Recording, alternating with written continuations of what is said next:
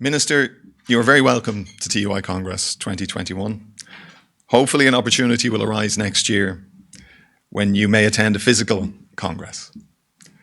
We continue to wish you well as Minister and are delighted that you accepted our invitation. There is much we agree on, most especially on the great power of education to bring about equality and to combat disadvantage. We look forward to working collaboratively with you in advancing that joint ambition.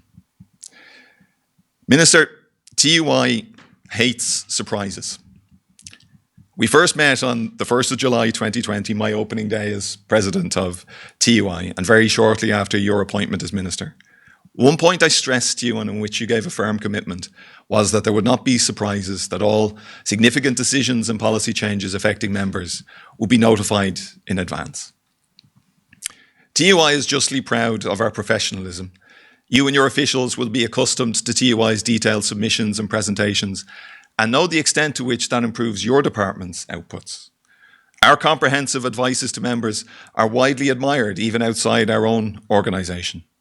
We take great care to be accurate, and for all of the inevitable and at times necessary disagreements that might arise, there is a delicate mechanism between TUI and the department of trust and confidence built on correct information and guidance. This is vital in our role as a representative body. Hammer blows against that careful balance are damaging.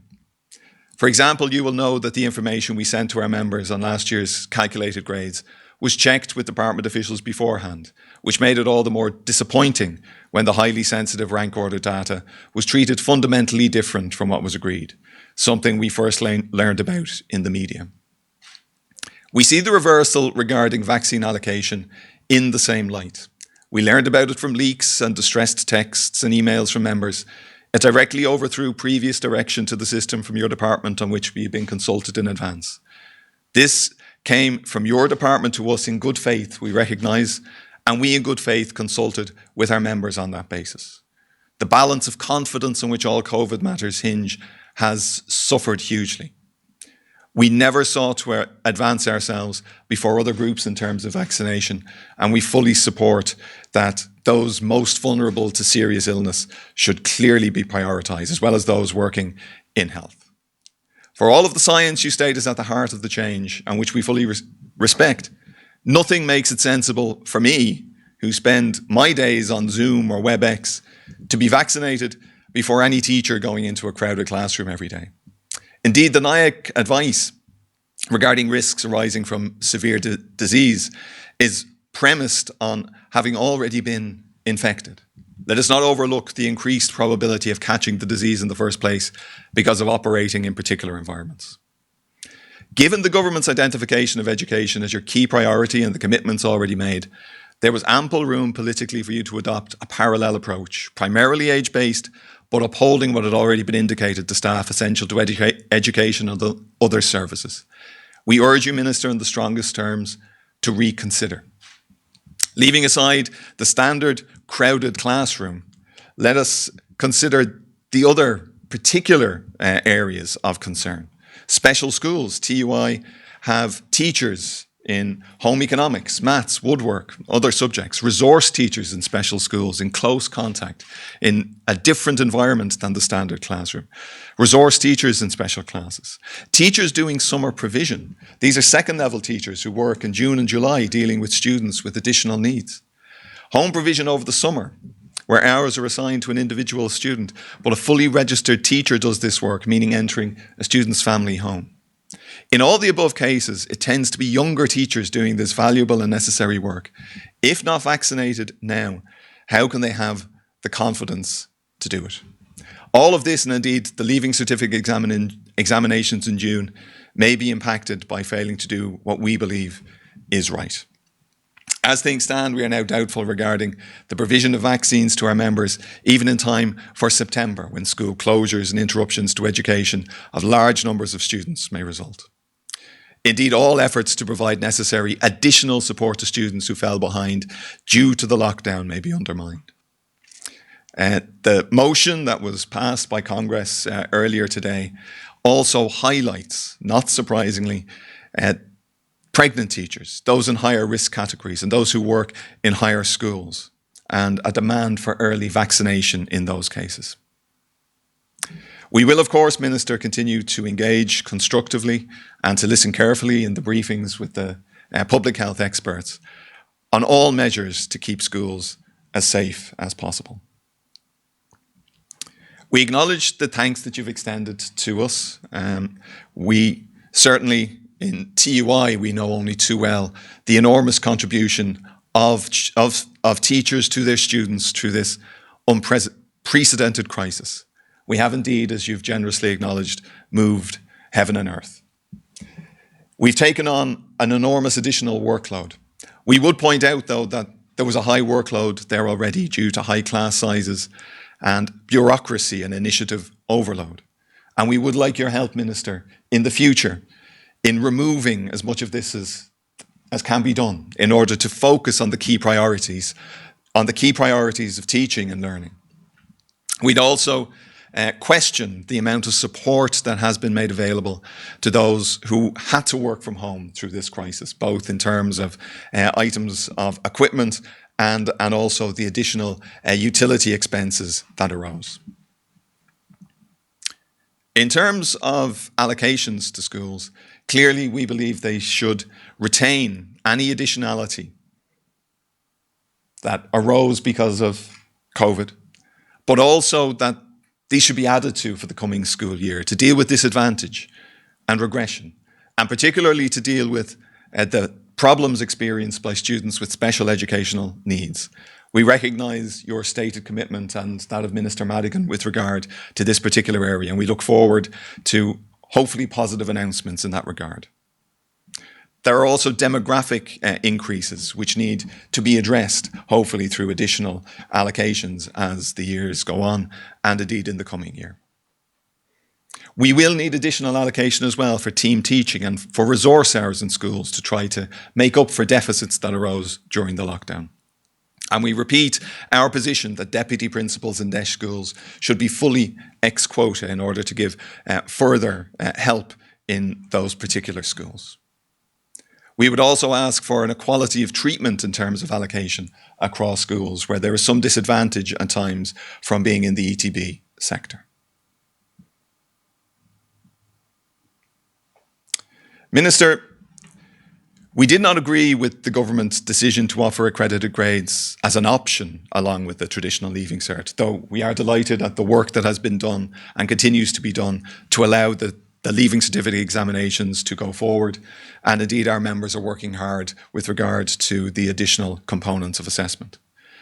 We certainly could see the need for a contingency against the possibility of the cancellation of the examinations, given the awful experience of January's explosion in COVID-19 case numbers. We do not believe that sound educational or public health considerations necessitated what was put in place. However, we have worked and will continue to work closely with officials in your department, as you said, making the best of this decision. And we certainly hope as many students as possible will take the opportunity to sit the Leaving Certificate examinations in June. We acknowledge your recognition that the new arrangements are on a no precedent basis, and we certainly look forward, hopefully, to a return to normality in the coming year. If, as seems likely, there need to be adjustments to accommodate the difficulties faced by this year's fifth years for their Leaving Certificate, we will look forward to early engagement on that and hopefully early indications to the system of what may come forward. With regard to senior cycle review, we certainly welcome your comments. We are committed to positive engagement and will continue to engage as we have already done. And we reiterate our commitment and see the need for a reiteration all round to the statement on principles and the implementation document regarding the new junior cycle. And we would point the need for the junior cycle reviews, the junior cycle reforms indeed, to be fully reviewed in order to inform what may come forward for the Leaving Certificate. We point out, as we have done before, the devastating effect of the enormous reduction in posts of responsibility in schools through the austerity years. and we would hope to see the full restoration of those posts in the coming years. Teachers are leaving the profession for other reasons, but certainly this is one, the lack of a career progression. And there is also the difficulty of principal and deputy principal teachers being appointed with no middle management experience. We believe the system and the students who are coming forward into teaching would benefit from the removal of the second year of the PME. The system is suffering in terms of trying to provide the placements necessary, and the students themselves, they suffer an additional year of no pay, and indeed an additional year when they have to pay considerable fees. And anything of this nature which adds to what's already an acute recruitment and retention crisis, we believe should be looked at, and we are certainly willing again to engage constructively and look to move that issue forward. Ireland found itself in a particularly difficult position regarding the return to school in the pandemic because of our abnormally large class sizes. Surely we must learn a lesson from the experience. It is essential that we begin to plan immediately for corrective measures. The spend of only 1.1% of GDP on post-primary education, as against 1.9% in the EU, makes Ireland's performance in PISA and other measures all the more extraordinary, and a particular testament to the effectiveness and professionalism of our teachers. But that enormous gap in investment must be closed. If education really has the value we all agree it does, then as a nation, let us put our money where our mouth is. Minister, I'm going to read you a motion from Congress. Congress instructs the executive that government plans that new entrants to the public service will have a reduced salary are wholly unacceptable. Congress instructs the executive to resist this disgraceful plan nationally through cooperation with other public sector unions and in TUI workplace through industrial action if necessary, up to and including strike action. This is a motion that was carried unanimously. It's a motion I proposed to TUI Annual Congress 2011, when it had become apparent that the protections in the Croke Park Agreement, which were later broken anyway against further pay cuts for public servants, did not extend to colleagues to be appointed in the future. Congress 2011 was appalled and spoke with one voice against a measure it found disgraceful. Numerous other motions decry the measure, some spelling out in gruesome detail what was about to be inflicted. Little could I have imagined that 10 years later I would stand here in a haircut I gave myself, referring to this motion as though it had just been submitted, because it is still as relevant today. Minister, this attack on those entering teaching was an act of vandalism against the profession. It must be ended. Is not a decade of discrimination enough? While the poison afflicts other recruitment grades, for our second level members, about 40% are suffering under this gross inequity. Their morale undermined, their mortgage options limited, their professionalism next to their colleagues undervalued and degraded.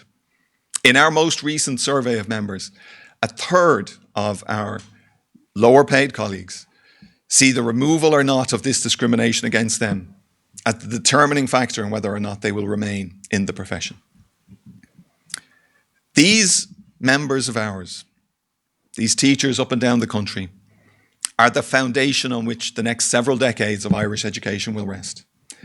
Inheritors of one of the nation's proudest and deepest traditions, they are also key creators of its future.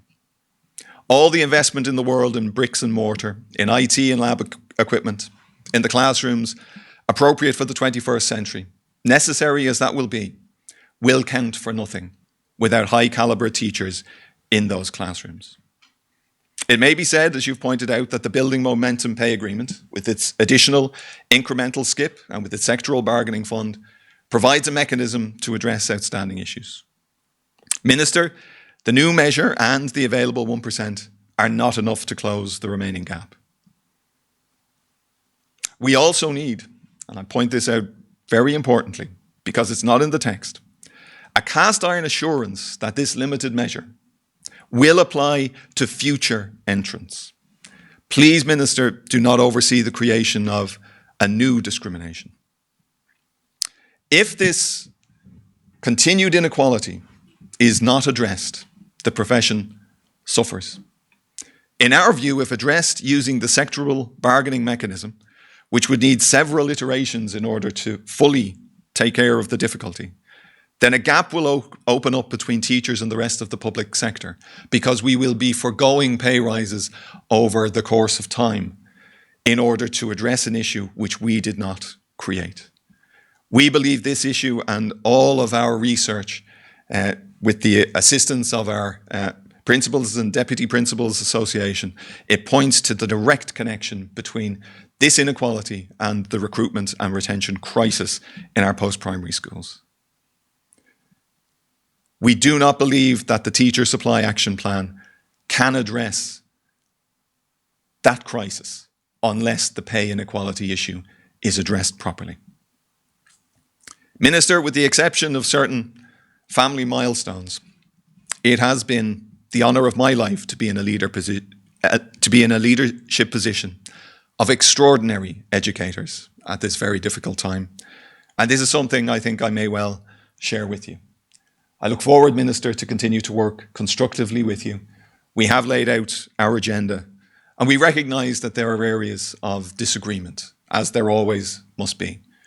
But Minister, we commit to being constructive and to engaging, and we do wish you well in your continued time as Minister for Education. And I again give you my sincere thanks for accepting our invitation and for speaking to our members here today. Thank you, Minister.